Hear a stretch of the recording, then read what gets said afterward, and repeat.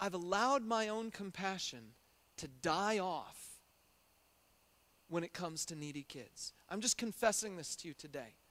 I've never personally invested my own resources and money in doing a child sponsorship thing like this, and I'm beginning to think maybe I should. But the problem is not that I need to do this particular organization or this particular thing. It's that I've allowed this compassion aspect of my heart to shrivel up and die and become nothing. And so I didn't even want to show you this poster. And I decided I needed to put it in to make this point. The poster that I thought would be cool to show you is this one that says, "Poverty, it doesn't play fair." And if you could read the bottom there, it says the world's 3 richest people own more than the combined gross domestic product of the 48 poorest nations. That was a statistic that shook me. And I was like, that's amazing. That means Bill Gates and whoever the other 2 are own more than the gross domestic product of the 48 poorest nations in this world. I thought that's an amazing statistic. But you know what? There's no real reason for me to have compassion there. The other one is the one that shows me a kid who wants to know about Jesus. This is my point with this.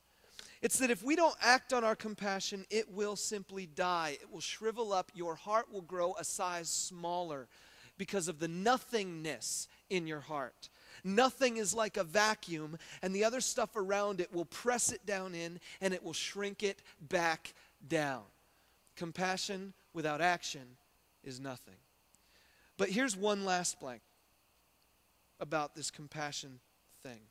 Compassion with action becomes divine. On the back of your note sheet, I printed this passage that I think is profound, and so let me just ask you to read it along with me. From 1 John 3:16 and following. It says, "This is how we know what love is. Jesus Christ laid down his life for us, and we ought to lay down our lives for our brothers. If anyone has material possessions and sees his brother in need but has no pity on him, how can the love of God be in him? Dear children, let us love not with words or tongue, but with actions and in truth. This then is how we know that we belong to the truth, and how we set our hearts at rest in his presence whenever our hearts condemn us. For God is greater than our hearts, and he knows everything. Dear friends, if our hearts do not condemn us, we have confidence before God and receive from him anything we ask, because we obey his commands and do what pleases him. And this is his command, to believe in the name of his Son, Jesus Christ, and to love one another as he commanded us. Those who obey his commands live in him, and he in them. And this is how we know that he lives in us. We know it by the Spirit he gave us." There's a lot of stuff in this verse, and I'm just going to draw out for you a couple pieces. Right there in the middle, it says our hearts condemning us. It's this aspect of our conscience telling us that we have played games with our faith. When we claim to be Christians, we claim to be loving, and we don't ever do anything about it, our hearts can speak up against us and say, "What are you doing?" But if we actually live it out, if we actually show compassion in our actions, then our hearts have nothing to say against us. And one more thing. It says in there, we have confidence before God and receive from him anything we ask. Do you realize if you have a compassionate attitude and a heart disposed towards action for the poor and the less fortunate and those in this world who are needy, do you realize that God is willing to give you anything you need to show that compassion? That's amazing. He is commanding us to love one another, and then he promises us to give us everything that we need. It's an amazing passage. It's a profound passage, and so I want to challenge you today, even though you might be facing economic troubles, even though your credit card might already be maxed out because of the Christmas gifts you felt obligated to purchase for people who have everything, even though you might be feeling this kind of strap, and I don't really talk about money a whole lot, and so I'm not even going to emphasize the money part of it today, but I just want to ask you if you would do something this week to show some compassion, to actually live it out. I'm going to give you 2 suggestions. Are you ready? This is the so what practical aspect of the whole thing. Here are your 2 suggestions. Suggestion number 1, Christmas for everyone. That's the first blank there. Christmas for everyone. This is a program that some churches in town have been doing for a number of years, where basically they get people in churches to sponsor children in this community.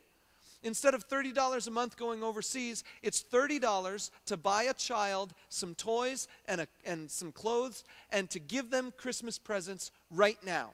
And the way they do it is that you go out to the store, you spend the $30, you bring the stuff back to the churches in a green bag with the kid's name on it, and then the parents come to the church to pick up the toys. The toys are unwrapped. They're just in this bag so the parents can see what's actually there, and then the parents can take it home and wrap it. Or the way it usually is done, the churches then will wrap the present right then and there. Christmas for everyone happened yesterday. We missed it. But there were 10 kids that were overlooked. I found out from a church called Evangelical Covenant Church down on 9th Street and 350. I was calling around last week to see if there were any kids left over that we could help. And they told me that yes, 10 had been overlooked.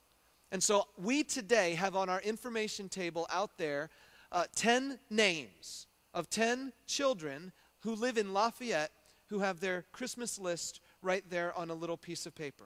And I want to ask if 10 of us, 10 families, or if you're really aggressive, maybe you could sponsor 2, would be willing to take one of the little information letters, one of the little notes with the kid's name on it, and a green bag.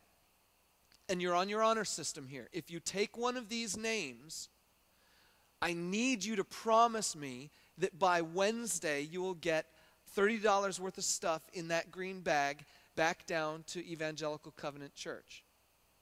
Do you think some of you could do that? You think it's possible?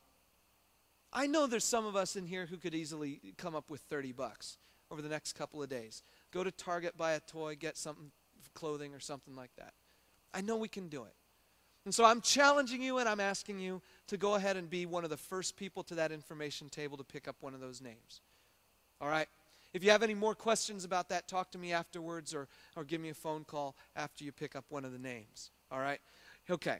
The second thing, practical application number 2 is